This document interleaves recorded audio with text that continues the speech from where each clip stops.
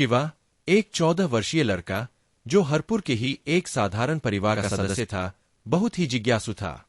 उसे अपने गांव और उसके आसपास की चीजों के बारे में हमेशा कुछ नया जानने की इच्छा रहती थी।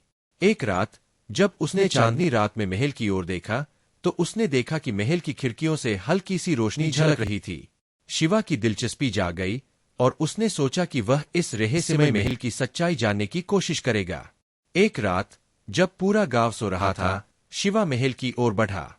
उसने महल के बड़े गेट को धकेलकर खोला और अंधेरे में प्रवेश किया।